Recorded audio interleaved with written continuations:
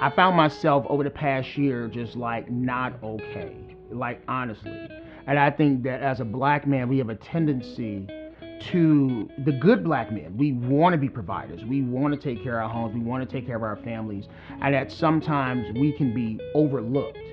And in the process, or while everybody else is up late, we're making sure that they're go to bed. So at some point, that even the music this year, and I can be honest about it, is that there were two songs in particular, and it's funny that I wound up singing those two songs, but I felt broken completely, like I could not just recover from some of the stuff, and so I was functioning, but I still felt empty on some point. And it was just a reminder, like even going through the music and listening to some of the spoken word stuff. One of the songs, "I Win," it just really hit me. Like even this morning, I was listening to it, and I was like, you know what? Let me just change my perspective because I win. So it doesn't matter what I've been through, doesn't matter what I'm going through. That the end result is I win. So the music has definitely has impacted me. Watching the dancers bring the music to life has really just it validates what it is that I'm doing at some point. So a lot of times the things that we create with our hands, we may not realize the worth of it, but actually seeing it in the hands of someone else and going, wow, you realize that what you did was worth it. You realize that the pain and the sleepless nights and to get up early and all of that type of stuff that you've been working, that it is that it was worth it.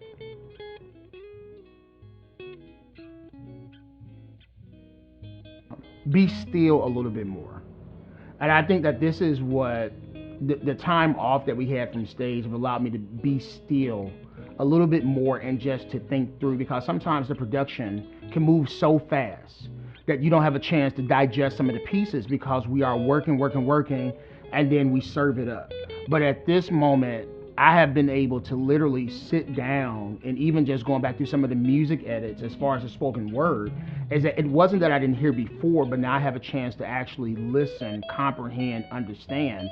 And so again, I think the benefit of this hiatus that we've been on from stage has given us an opportunity to kind of internalize what it is that we were doing, because at some point everything is great, but we were moving so quick that we would just kind of go through and it's like, come on, here's a dance, I got to get to the next thing, I got to get. But the fact that you have to sit down and you have to rewrite, you have to sit down, you have to look again. And the more that you listen, the more that you look, we're not just looking for things that were technically wrong, but even in the process of looking for that, that internally it was like this stuff was ministering to us.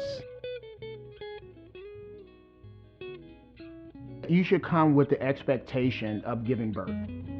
I think that the thing that you've been holding on to, the thing that you have been skeptical about, whether it is releasing yourself from a relationship or whether it is starting that business, I think that you should come with it with an expectation of not leaving the same.